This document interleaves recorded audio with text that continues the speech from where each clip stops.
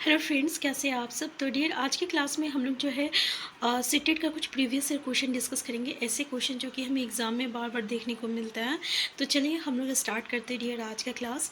तो पहला क्वेश्चन है आपका, निम्नलिखित कथनों में से कौन सा कथन लोकतंत्र के संबंध में गलत है। पहला ऑप्शन देखिए, लोकतंत्र में एक शासक के पास देश पर शासन करने की संपूर्ण ताकत होती है। दूसरा है, लोकतंत्र में लोग किए गए निर्णयों पर प्रश्न उठा सकते हैं। तीसरा है, लोकतंत्र में देश के नागरिकों को अपनी पसंद का नेता चुनने को छूट होती है। तीसरा, लोकतंत्र में नागरिकों को कुछ स्वतंत्रताएं जो है प्राप्त होती है। इसमें से बोल रहा है कि कौन सा लोकतंत्र के संबंध में जो है गलत है। पहला, लोकतंत्र में एक शासक के पास देश पर शासन करने की संपूर्ण ताकत होती है। जैसे कि हमारा जो होता है ना, एक राजतंत्र होता है, एक लोकतंत्र होता है। हमारे जैसे भारत ही लोकतंत्र देश है, ठीक है, जिसमें कि हम लोग जो है इसका मतलब क्या होता है, लोकतंत्र का मतलब होता है कि लोगों के द्वारा लोगों के लिए और लोगों से, ठीक है, मतलब कि सरकार जो है ना, ये हम लोग खुद चुनते हैं और ये हमारे लिए ही बनाया गया है और हमारे द्वारा ही बनाया गया है। तो इसमें जो है हम लोग जो है, अगर कोई निर्णय होता है तो उसमें हम लोग प्रश्न उठा सकते हैं। ऐसा नहीं कि मोदी जो है कुछ भी कर देगा और हम लोग चुपचाप बैठे रहेंगे। अगर ऐसा कोई भी काम करेगा तो हम लोग उस पर प्रश्न उठा सकते हैं और वो जो है उसको उसका जवाब देना होगा। इसके अलावा लोकतंत्र में जो है हम लोग अपना लोकतंत्र के जो नागरिक होते हैं, जैसे हमारा भारत देश है, इसमें नरेंद्र मोदी जैसे अभी चुनाव जीता है और फिर वो जो है आपका फिर से पीएम के पोस्ट पे आया, या जो हमारा राज्य में जो सीएम के लेवल पे सीएम के पोस्ट पे जो भी नियुक्त किए गए चुनाव के बाद, तो ये अपने आप नहीं बन गया, इसे जो है हम लोग खुद चुने हैं, ठीक है। इसके अलावा लोकतंत्र में और यहाँ पे जो है हम लोगों की कुछ स्वतंत्रताएं होती हैं। हम लोग अपने बातों को जो है सरकार के पास रख सकते हैं।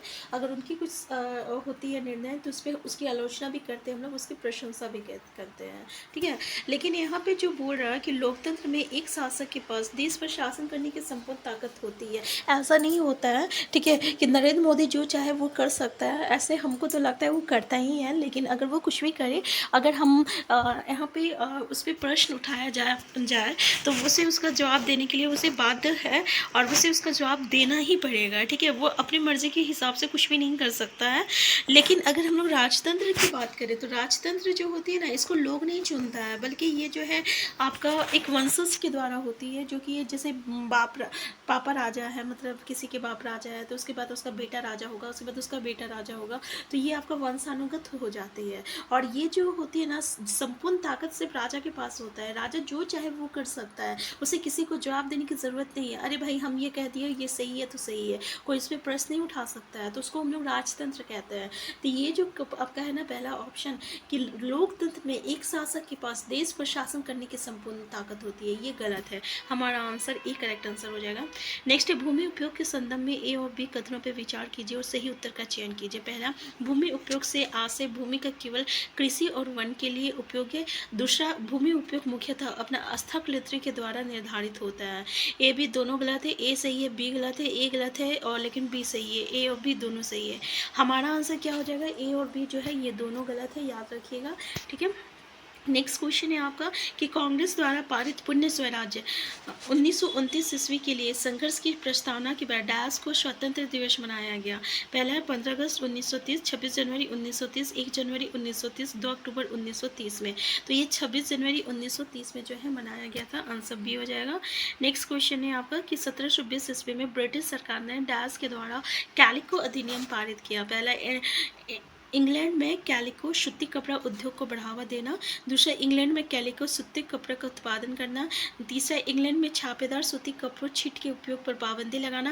और चौथा है आपका कालीकट के विद्रोही को दंड देना। हमारा आंसर सी हो जाएगा कि इंग्लैंड में छापेदार सूती कपड़ों छिट के उपयोग पर पाबंदी लगाना, आंसर सी हो जाएगा। नेक्स्ट है, जब एक देश पर दूसरे देश के दबदबे से राजनीतिक, आर्थिक, सामाजिक और सांस्कृतिक बदलाव आते हैं तो इस प्रक्रिया को हम कहते हैं, मतलब अगर बताएं, जैसे कि हमारा जो भारत था, इंडिया था, इस पर जो है आपका ब्रिटिश जो है आपके आके शासन किए थे और ब्रिटिश के शासन से हमारा यहाँ की आर्थिक, सामाजिक और राजनीतिक, इसके अलावा सांस्कृतिक बदलाव भी आया। जैसे कि अभी हम लोग देख सकते हैं कि हमारा हर जगह इंग्लिश बहुत ही इंपॉर्टेंट है, ठीक है। तो ये क्या हो गया, ये सांस्कृतिक बदलाव हो गया।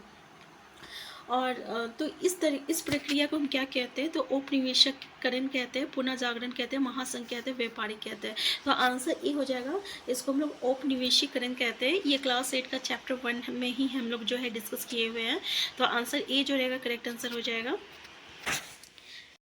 नेक्स्ट क्वेश्चन है, भारत में के सर्वोच्च न्यायालय में न्यायाधीशों की संख्या कितनी है? पहला है 34, 33, 31, 38। हमारा आंसर क्या हो जाएगा? हमारा आंसर ई हो जाएगा, 34 हो जाएगा। ठीक है, 34 हो जाएगा, याद रखिएगा। नेक्स्ट क्वेश्चन है आपका कि ऐसी राजनीतिक व्यवस्था जिसमें एक से ज़्यादा स्तर की सरकार हो उसे डैश कहा जा सकता है? गणतंत्रात्मक, संघवाद, धर्मनिरपेक्ष और आपका उदारवादी। हम लोग कहते हैं ना, हम लोग का भारत जो है संघवाद है। संघवाद है मतलब कि यहाँ पे 3 स्तरीय सरकार है। 3 स्तरीय, एक होती है स्थानीय स्तरीय होती है, ठीक है, एक होता है आपका राज्य स्तर होता है, और एक होता है आपका केंद्रीय स्तर होता है। जैसे नरेंद्र मोदी जो आपका है ये केंद्रीय स्तर पर हो गया। हमारा जो अलग अलग राज्य जो 28 राज्य है, 28 राज्य जो में आपका जो CM बैठे हुए हैं ये राज्य स्तर हो गया। इसके अलावा आप देख सकते हैं हर एक राज्य के अंदर छोटे छोटे जिले में आपका BDO CO और इस तरीके से पंचायत ब्लॉक में, तो ये आपका राज्य स्थानीय स्तर हो गया। तो इस तरीके से ये 3 स्तर पर काम करती है। तो जब हमारा राजनीतिक व्यवस्था एक से ज़्यादा स्तर की सरकार हो तो उसको हम लोग संघवाद कहते हैं। इसलिए हम लोग कहते हैं कि हमारा जो सरकार है ये संघवाद है, हमारा भारत जो है संघवाद है। नेक्स्ट है, निम्नलिखित में से कौन सा प्रायद्वीप पठार का लक्षण नहीं है? पहला, इस पठार पर पश्चिम की ओर बहने वाली महानदी और कृष्णा नदियाँ मौजूद है। दूसरा, ये उत्तरी मैदानों के दक्षिण में स्थित है। तीसरा, इसके उत्तर पश्चिम में अरावली श्रृंखला स्थित है। चौथा, यहाँ कोयला एवं लौह अयस्क जैसे खनिजों की प्रचुरता है। हमारा आंसर क्या हो जाएगा? हमारा आंसर हो जाएगा कि इस पठार पर पश्चिम की ओर बहने वाली महानदी और कृष्ण नदियाँ मौजूद है। ठीक है, नेक्स्ट क्वेश्चन है आपका कि विशिष्टाद्वैत का सिद्धांत 11वीं शताब्दी में प्रस्तावित किया गया। पहला है सखुबाई द्वारा, दूसरा है रामानुज द्वारा, तीसरा है बाशवत्ता द्वारा और एकनाथ द्वारा। हमारा आंसर क्या हो जाएगा? रामानुज द्वारा, आंसर बी हो जाएगा। नेक्स्ट क्वेश्चन है आपका कि राज्यपाल को कौन नियुक्त करता है? मुख्यमंत्री करता है, भारत का मुख्य न्यायाधीश करता है, राष्ट्रपति करता है, प्रधानमंत्री करता है। हमारा आंसर हो जाएगा राष्ट्रपति करता है, याद रखिएगा। नेक्स्ट क्वेश्चन है आपका, भूकंप पर चर्चा के दौरान वैवाहिक कौशल अधिगमकर्ताओं में विकसित करने हेतु शिक्षक को बल देना चाहिए। पहला, हालिया भूकंपीय घटना पर चर्चा करना, मतलब जो हाल ही में जो भूकंप हुआ उस पर चर्चा करें, या भूकंप से जुड़ी गतिविधियों का प्रदर्शन करें, या आपको प्रदर्शन करके दिखाना है, या भूकंप के प्रकार के बारे में पता है, या भूकंप के दौरान जो बढ़ती जानी सावधानियाँ। सबसे अच्छा है कि भूकंप के दौरान जो सावधानियाँ होती है उस पर हमें जो है डिस्कस करनी चाहिए। तो हमारा आंसर क्या हो जाएगा? आंसर डी हो जाएगा। ठीक है, नेक्स्ट क्वेश्चन है आपका कि निम्नलिखित में से कौन सा कथन सामाजिक विज्ञान शिक्षण में प्रभावकारी चिंतन व्यवहार के संदर्भ में सत्य है? पहला, नेक्स्ट क्वेश्चन है, निम्नलिखित में से कौन सा कथन सामाजिक विज्ञान शिक्षण में प्रभावकारी चिंतन व्यवहार के संदर्भ में सत्य है?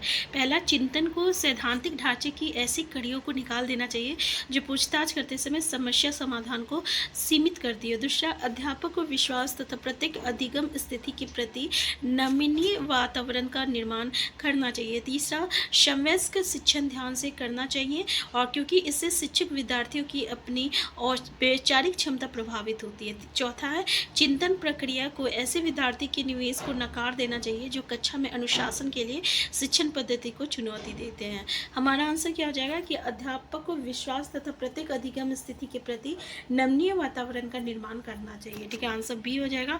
क्वेश्चन क्या बोला है कि कौन सा व्यवहार के संदर्भ में सत्य, मतलब पॉजिटिव पूछा है। पॉजिटिव में हमारा आंसर बी जो रहेगा ये सबसे पॉजिटिव है। ठीक है, नेक्स्ट क्वेश्चन है आपका कि एक चुनाव के दौरान उसके विभिन्न मुद्दों की भूमिका को समझाने के लिए आप विद्यार्थियों को निम्न में से सबसे ज़्यादा क्या पूछना पसंद करेंगे? पहला, न्यूज़पेपर के संपादनों में दिए गए विभिन्न पार्टियों द्वारा एक दूसरे के प्रति तर्कों का विश्लेषण करना, या प्रत्येक पार्टी की प्राथमिकताएं और उसकी संवैधानिक समर्थनकारी नीतियों के प्रकारों का विश्लेषण करना, या राजनीतिक पार्टियों की लोकप्रियता जानने के लिए अपने स्थानिक तौर पर सर्वे करना। चौथा है आपका, विभिन्न पार्टियों के लिए राष्ट्रीय न्यूज चैनलों द्वारा समर्पित समय की तुलना और विश्लेषण करना। अगर हमारा आंसर क्या हो जाएगा तो भाई हम क्या करेंगे कि प्रत्येक पार्टी की प्राथमिकताएं और उसके संवैधानिक समर्थनकारी नीतियों के प्रकारों का विश्लेषण करेंगे। ठीक है, आंसर बी हो जाएगा। जाएगा। नेक्स्ट क्वेश्चन है आपका, विद्यार्थियों को लैंगिक मुद्दे तथा लैंगिक भेदभाव में समाजीकरण की भूमिका के प्रति संवेदनशील बनाने के लिए स्कूलों को निम्नलिखित में से क्या करना चाहिए। पहला, अध्यापकों को केस अध्ययन के लिए कहना चाहिए तथा उनसे अच्छे उदाहरण मांगना चाहिए। दूसरा, ऐसे नियम बनाना चाहिए जिससे लड़के लड़कियों के साथ भेदभाव का व्यवहार नहीं कर सके।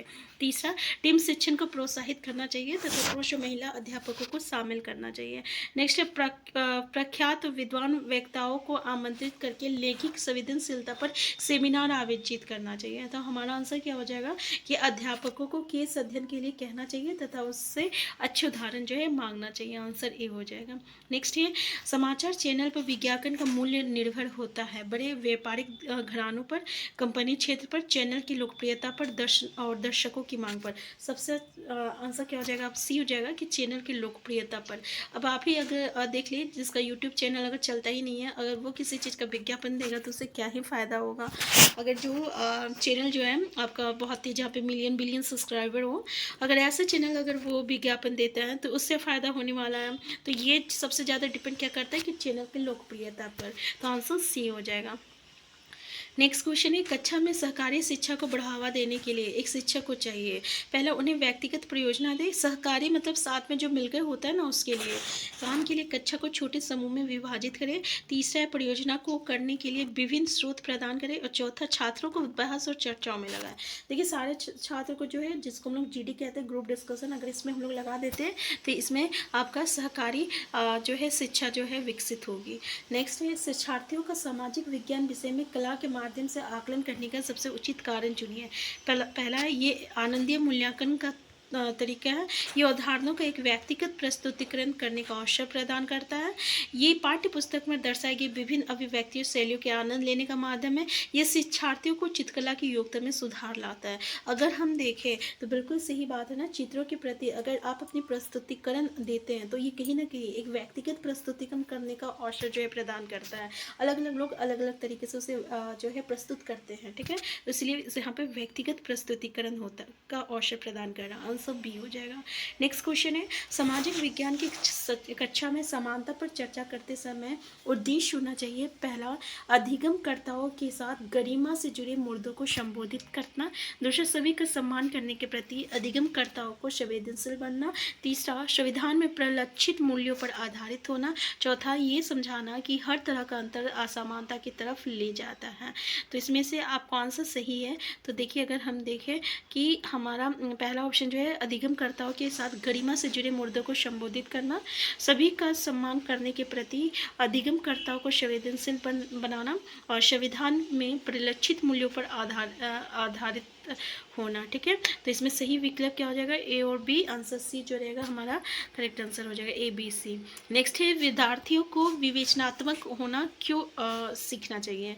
पहला आपका, एक रूप समशील दृष्टिकोण की कद्र करने के लिए। दूसरा है, कमियों को इंगित करने के लिए एवं लगभग सभी दोषदर्शी होने के लिए। नेक्स्ट है, समाज में यथास्थिति स्थिति बनाए रखने के लिए। नेक्स्ट ये समझने के लिए कि मुर्दे उनके खुद की ज़िंदगी से कैसे।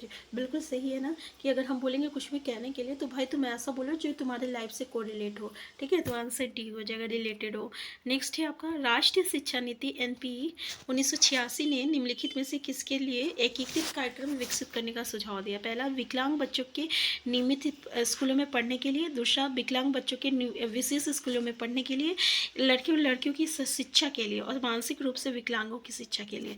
बिल्कुल पहला आंसर जो है कि विकलांग बच्चों के नियमित स्कूलों में पढ़ने के लिए, ठीक है। तो हमारा आंसर ए जो रहेगा ये इसका करेक्ट आंसर हो जाएगा। एकीकृत कार्यक्रम, इसका मतलब ये कभी नहीं हो जाएगा कि विकलांग बच्चे के लिए अलग से स्कूल, विशेष स्कूल बनाना चाहिए, ठीक है, या मानसिक रूप से विकलांगों की शिक्षा के लिए। तो हमारा आंसर यहाँ पे आंसर ए हो जाएगा। तो आज के क्लास में यहीं तक रखते हैं। नेक्स्ट क्लास में हम लोग जो है इससे आगे डिस्कस करेंगे। चैनल में नए हैं, चैनल को सब्सक्राइब कर लीजिएगा। Thank you.